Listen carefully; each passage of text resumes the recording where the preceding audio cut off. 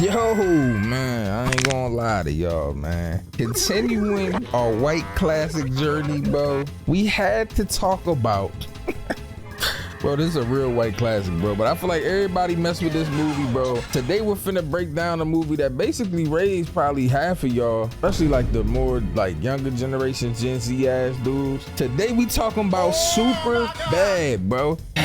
Also known as that movie that made every dude born in the early 90s think buying liquor with a fake ID was the peak of human achievement. This movie stars Jonah Hill, Michael Cera, and the man himself, Christopher Mintz. Come on, I'm just saying, the human personification of a trapper keeper, bro.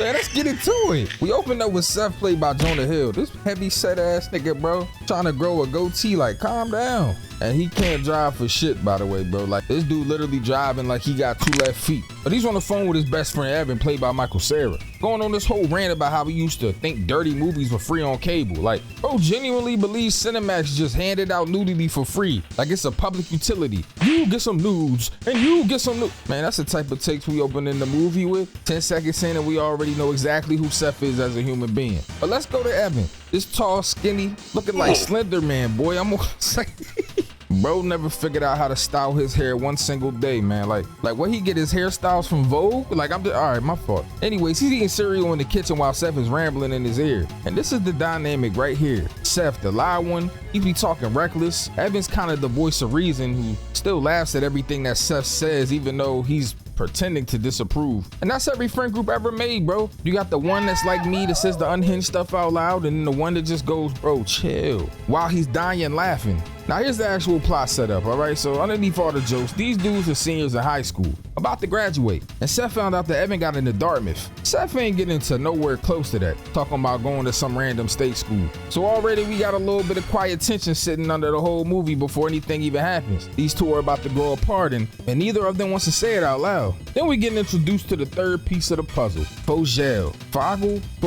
I ain't gonna lie, bro, I never can pronounce his name right. But anyway, this dude is the definition of a background character who ends up stealing the entire movie. Skinny, glasses, socially the human equivalent of a fire alarm going off in the middle of a test. I'm just saying, bro, it's loud as shit and chaotic. And he be thinking he way cooler than he is. Like, bro, shut your nerd ass up. Anyway, Fogel's got this fake ID that he's super proud of, apparently. And bro, I need y'all to understand that 2007, before fake IDs were a whole online industry, having one at all makes you the most powerful man at the entire high school, bro. Like you can get alcohol at any time and shit. Nowadays, you need an ID just to get a motherfucking blunt. You can't even get a backwood without an ID. Anyways, at school, we get one of the funniest reveals in the whole movie. Evan straight up asks Seth why he hates Helen so much, and Seth finally explains that back in 3rd grade, apparently, little Seth had this bizarre compulsive habit where he would like sit around all day drawing pictures of dicks everywhere, at home, in the sandbox, in class, hundreds of them, hidden away in a Muppet lunchbox like it's some classified government material.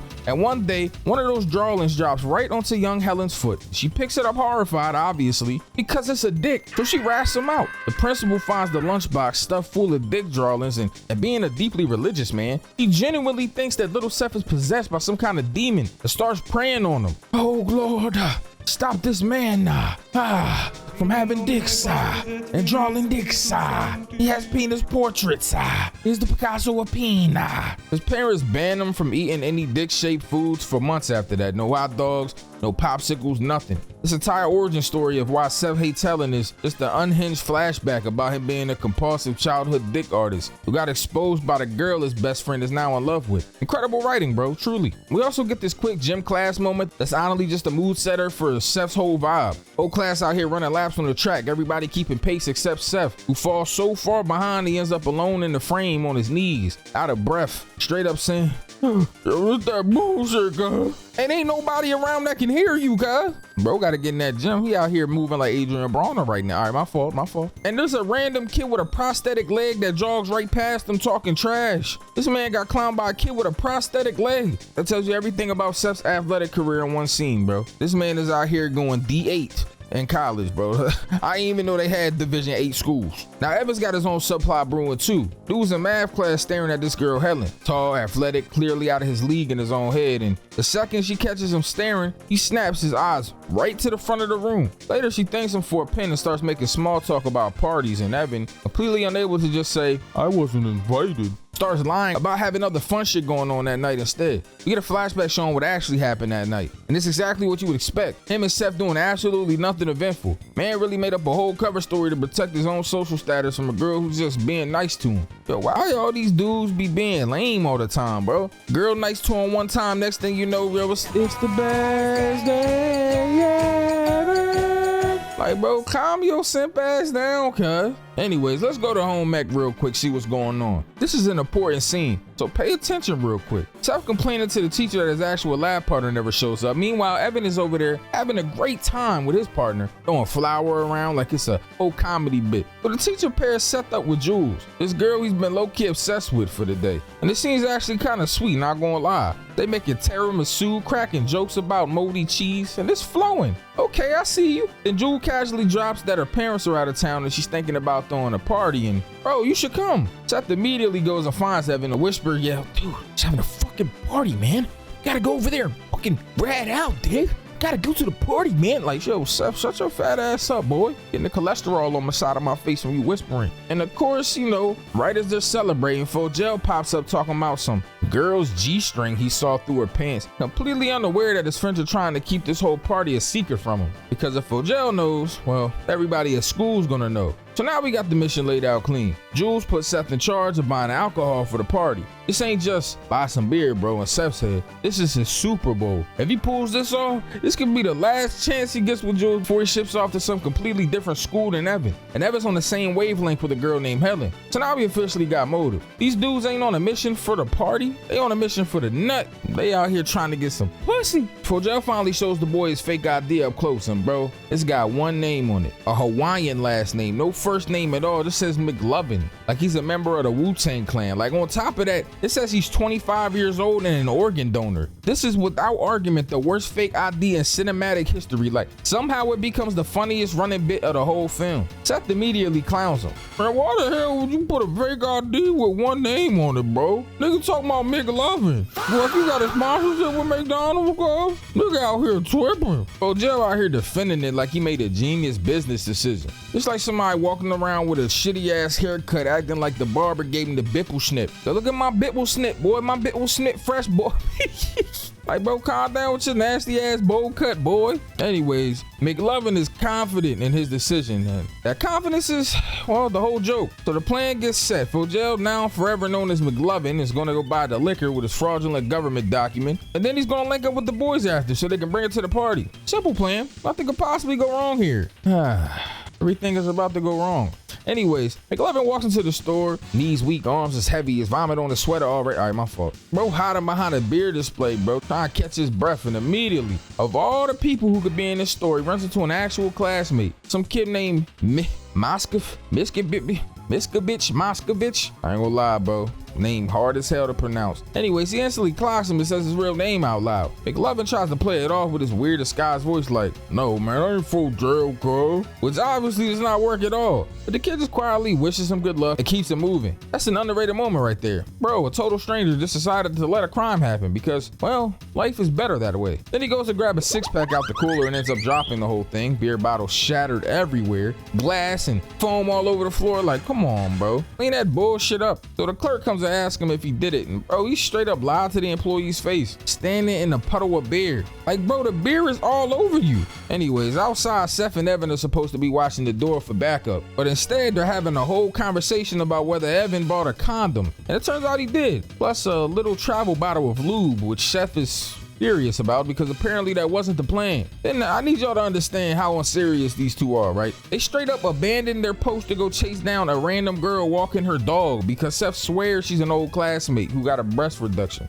Like, come on, bro. You out here trying to chase itty bitty titty committee? Like, yo, If you don't relax, and I'm just saying, cuz, but I know that's that bitch that got her titties sucked up, boy. Damn, she got her motherfucking titties reduced? Oh yeah, I'm trying to go see that shit, cuz. Two grown adults sprinting down the street to inspect somebody's surgery results while their friend is inside committing several felonies. Anyways, inside the cashier finally clocks the ID as fraudulent and asks McLovin, sorry, full jail, to see some identification. With the most disrespectful face possible, and bro was just standing there sweating bullets, whole body screaming, I am 17 years old and deeply regret this decision. But then the plot twist nobody saw coming, some random dude bursts into the store, punches the cashier straight in the face, and robs the whole place mid-transaction. So now McLovin's standing there like, yo, this is not my problem, but also this has become extremely my problem. The cops get called to the robbery. The actual robber dips out before they even show up, and McLovin's left standing there next to the crime scene holding a fake ID. Anyways, enter Officer Slater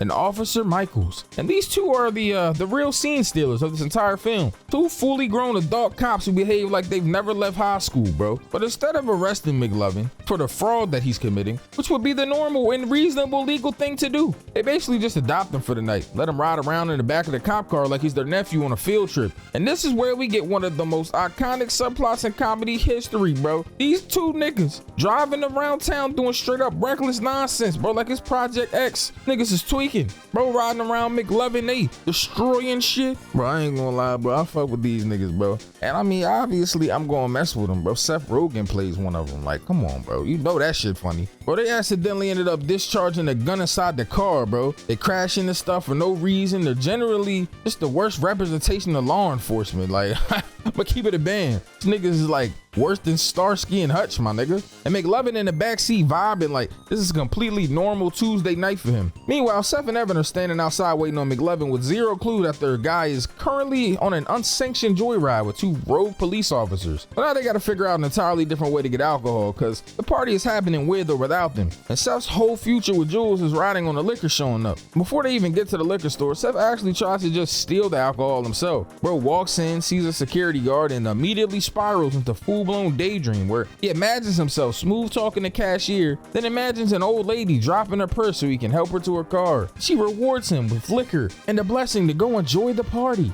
Bro's fantasy included a whole old lady wishing him good luck getting with Jules. Imagine you daydreaming and this old bitch telling you good luck on getting some pussy. Bro was down bad, I'm not gonna lie. Good luck getting that nut off, fella. Like, bro, calm your horny ass down, grandma. So they panicking at this point. They don't know what the fuck to do or how they gonna get this liquor. Like, damn, I'm out here daydreaming I'm getting liquor, but I ain't getting no liquor. And if I don't get no liquor, then I can't liquor. You feel? All right, my fault. Anyways, the fantasy then flips into a horror movie where the security guard catches him and slits his throat with a broken beer bottle. All of this happened in Seth's head in about 4 seconds. While he's just standing in an aisle holding a bottle of Goldschlager, bro, I ain't gonna lie, bro. Why is everything in this movie hard to pronounce? This man's imagination doing way too much work right now though, bro. So he comes outside empty-handed claiming that the security was tight as hell, when really he just chickened out. So now it's officially liquor store with the fake ID or bust. They end up crashing a random house party looking for booze and it goes sideways fast. Some dude gets dragged outside and beat up by the host crew. He got kicked square in his nuts and everything just for talking reckless. Seth and Evan are shook watching this happen and immediately start arguing about whether the whole liquor mission is even worth risking their lives over. Evan wants to bail and Seth wants to push forward and it turns into a whole kind of blow up. Oh God. About Evan never making a move on Helen and Seth accusing them of bailing on a friendship. Classic tension boiling over mid-crisis. Like, bro, we know y'all is in a fake ass relationship, man. Like, y'all in one of those best friend relationships where, you know, y'all basically boyfriend lovers, where y'all basically like boyfriends and lovers. All right, my fault. But that's really what the problem is though, man. Like, they just don't want to talk about the whole Evan leaving to go to Dartmouth, Seth not going to Dartmouth. It's just one of those tough conversations. Anyways, they completely separate at this point and we get one of the funniest and one of the most brutal sights in the entire movie. Seth and Evan shoving each other on a sidewalk and Seth stumbles backwards into the street and gets flat out hit by a moving car. Except it's not just any car, it's the cop car with McLovin inside it. So Seth flies up onto the hood and smashes the windshield and then he slides off completely motionless. And the chaos inside the car is priceless. Slater and Michael's panicking. McLovin having no idea who they just hit or if the guy's even alive. Bro's own best friend just got run over by the exact cops babysitting his other best friend. Niggas is genuinely confused. Yo, what the fuck did we just hear, cuz? Man, I don't know, but it was big as hell. I think we hit a Decepticon, cuz. Damn, we smacked a Transformer? Now, they end up in this random house party that's not even the one they're trying to get to, and this is where we get one of the infamous scenes in the movie. Some woman grinding all over Seth on the dance floor through a whole slow jam. And Seth out here feeling himself. Mike Carr's lemonade in one hand, and this whole moment building. So pleased with himself. He even sneaks an extra drink in his pocket. Bro out here stealing alcohol. Okay, I see you. Anyways, man walks into the next room feeling like a king, and immediately some random dude asks him, "Is that a red wine on your pants?" Bro look down and there's a whole handprint size red splotch on his upper thigh. So he starts panicking, thinking he spilled something. So he checks himself and the whole room just erupts. It's period blood. And Seth has this moment of pure horror, bro, where it clicks that some girl full on perioded on this nigga leg. Perioded? Is that a word? Anyways, they was dancing and shorty got blood all over this nigga. I'm talking about Pyru, I'm talking about whoop. And instead of this being a quiet, private moment of confusion, the entire party finds out and guys are bringing other guys in to look at the blood. Somebody literally like, "Oh my God, I gotta show this to blood real quick, guys." Bro, people he don't even know are pointing and laughing. He tries to walk through the house, shielding his own crotch with his shirt like he's covering the crime scene, nigga. Look like it's first 48 on his pants. Some girl in the crowd talking about, "He looks about the right age." Like, damn, you roasting him for being on this cycle? Damn. Anyways, bro ends up sprinting into the basement just to wash his pants in the sink. Alone, defeated. What was supposed to be his victory lap of the night? I felt that in my soul, bro. That is the single most horrified a fictional teenager has ever looked on camera. Nigga got period blood on his pants. Anyways, back with McLovin, the two cops keep making progressively worse decisions the longer the night goes on. They doing donuts in empty parking lots, shooting at road signs for fun, basically treating their badges like a permission slip. Like, these niggas is tripping. And through all of this, McLovin is still locked in, still trying to figure out how he's gonna get back to the actual mission of buying vodka for a party. Soldier never abandoned the objective. This nigga the winter soldier of stealing liquor. At one point, these cops let this minor shoot an actual gun. A 17-year-old nigga with a fake ID out here shooting a FN. This nigga got a Gen 5 going. The line's down. All right, my fault. Anyways, these two dumbasses decided the appropriate move is to take McLovin to an actual bar. Bailey's Bar and Grill. Bro, they just walked the minor into a bar like it's Chuck E. Cheese, nigga. Told him to grab a beer at the counter like it's a rite of passage. Soon as they walk in, bro, it's straight up unhinged homeless man screaming at the bartender about people accusing him of pissing places he swear he didn't piss. Like, bro, you clearly went and peed on the wall, my guy. Anyways, Officer Michael tries to be brave and walks up all confident, and the homeless guy's just screaming and takes off running. Boy ran Michael straight to the ground on his way out. Officer Slater, real sarcastic, just calls it a good one. The fuck, nigga, a good one? Bro, ain't nothing good about this dude, bro. Motherfucking partner just laid on the floor like, yo, go see if he's all right, cuz. Anyways, this turns into a whole chase through the restaurant. Dude knocking over tables, tripping over furniture, slipping on semen. All right, my fault. Michael's panicking though, asking if he should just shoot the man in the middle of a family restaurant. And guess who ends up being the last line of defense? McLovin, bro. This scrawny kid in glasses is the only thing standing between a rampaging homeless man and the kitchen door. This man ran straight into McLovin and they both go down together, wrestling on the kitchen floor in front of the whole kitchen staff, just watching like it's dinner theater. McLovin somehow comes out on the other side of that with this guy knocked out cold on the wet floor. And the cops walk in like proud parents. Officer Slater legit offers to buy McLovin a beer after that. The kid went from can't legally buy alcohol to bar fight hero in 1 hour, bro. This nigga's going crazy. Yo, bar fight hero, they should make a game. That sound fire. Anyways, that's some character development right there, I ain't gonna lie. Anyway, Seth and Evan finally make it to Jules' actual party, the one that they were supposed to be at the entire time, except now they're showing up late without the alcohol they promised, and everybody already drunk without them. That's a classic L, my nigga. You do all this work all night and still show up to the cook after the food gone, my nigga? You thought you was about to go get some hot dogs, bro? We ain't got nothing but chicken salad, bro, and this shit got raisins in it. That one white homie brought from his parents' crib. Niggas brought their own food. He brought the chicken salad with the raisins. All right, my fault. Once they inside, there was chaos, bro. Dancing, people making out in every hallway, drinks flying everywhere. Bro, Seth finally gets some real time with Jules, and it actually looks like this might happen for him. Evan finds his moment with Helen too. Both storylines converging at the same party at the same time. Like, it's like the universe finally said, all right, cool, bro. Let me get these boys a W for once. But since this is Superbad and not a fairy tale, the alcohol they did eventually scrounge up starts causing its own problems. People overdoing it, chaos breaking out in different rooms, somebody probably crying in a corner somewhere, bro. Every house party in the history of house parties basically condensed into one scene. Like, niggas is out here tweaking. Somebody in the corner doing heroin. All right, my fault.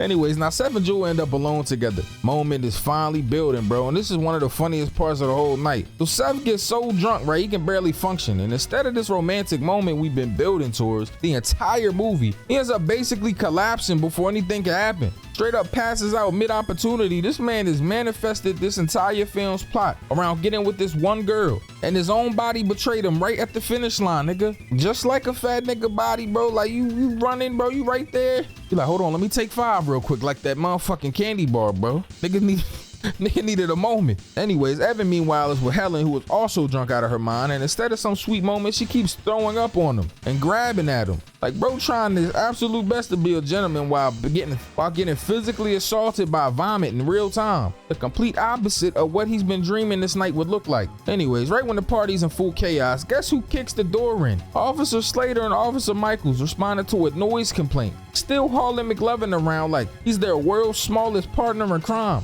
Niggas got Stuart Little with him going crazy. Anyways, out on Jules' front porch, drunk completely out of his mind, sitting next to Jules, who's just trying to comfort him after he's confessed how badly he wanted tonight to go. Seth blinks out mid-sentence and falls forward, headbutting Jules in the face. That's the black eye we're gonna see the next morning, bro. This nigga fat ass head hit her straight in her shit. Like, yeah, like, I ain't gonna lie, I would ask if she's okay. That's a heavy ass head. Like, she might have got a contusion, a concussion or something, bro. Damn. I was black as shit, bro. Look like my dad. All right, my fault. It ain't no big dramatic fight, bro. Just Seth's big ass head, bro. Body betraying him one final time.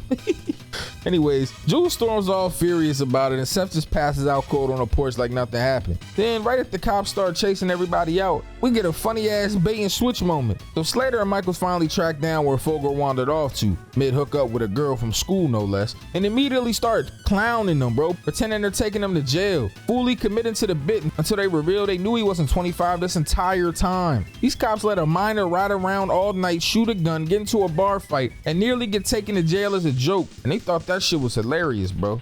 Now here's the cherry on top, man. Slater completely wrecks the cop cruiser doing donuts in an empty parking lot, crashing into a light post and shopping carts. And instead of reporting it properly, all 3 of them, 2 grown cops and a 17-year-old, cook up a cover story that a random crackhead stole the cruiser, then pushed the red car down the hill and unloaded their guns into it for fun, letting McLovin fire off rounds at his own soon-to-be fictional carjacking. This whole plan conveniently also makes sure nobody ever finds out that McLovin spent the whole night joyriding with cops in the first place. Certified worst cops in the department, bro. An accidental guardian angel, bro, because they saved this nigga a whole reputation. McLovin gets dropped off having had hands down the wildest single night of his entire life. Went from kid who legally cannot purchase beer to unofficial ride-along partner with 2 cops who nearly got him killed multiple separate times and then helped him destroy the evidence. These niggas been watching a lot of First 48, I'm not gonna lie. Making sure that you clean up the scene of the crime, my nigga. You smoking, nigga? Ajax, bleach. All right, my fault. I'm just kidding. I'm kidding. I ain't killed nobody, bro. Anyways, the morning after, bro, everybody's waking up from the chaos the night before, and this is where, you know, the real emotional gut punch of the movie hits different. Seth and Evan, who've been quietly arguing and drifting apart the whole film because of this looming we're going to different colleges thing, finally have an actual real conversation about it. 2 dudes who generally do not know how to say I love you, bro. I'm scared of losing you. So they just awkwardly mumble around the feeling instead, half asleep in a sleeping bag. That's very male friendship, bro. We will die of old age before we just say the real words out loud. They end up at the mall the next day, Seth trying on jeans so tight that Evan straight up refuses to give an honest opinion. This nigga got Amiris on, bro. Like, come on, bro. Anyways, mid shopping, they run dead into Jules and Helen, and bro, the damage from last night is visible. Jules' eye is black as shit, and Helen looks like she got hit by a truck. Turns out that Helen threw up on Jules at some point in the chaos, which is why she now owes her a new comforter. Both boys immediately want to hide, whispering to each other about how they can't possibly face these girls. after everything that happened, but the girl spot them anyway, and well, they wave them to come over. What follows is easily the most awkward but most real conversation in the whole movie. Everybody kind of half apologizing, but nobody really remembering the full night. Seth apologizes for whatever gave Jules the black eye, and Helen was thanking Evan for being such a gentleman after nearly throwing up on him. And then we get the moment, man. Jules pulls Seth one direction, Helen pulls Evan the other direction, and as they separate, both of them turn back and give each other the small quiet wave. No words, just a look, and the slow gut-wrenching song kicks in over the top of it, because the movie knows exactly what it's doing to us right here. Two best friends about to walk in two completely different directions, literally down two different escalators in a department store, heading towards two completely different colleges, two completely different futures, and neither of them said a single word about how scared they are of losing the other. They didn't have to. This whole movie in one shot. Tell your friends that you love them, man. Cause one of y'all niggas might go to college, one of y'all niggas might go do a trade, one of y'all niggas might move. Next thing you know, you ain't seeing them no more, man. Don't be that guy.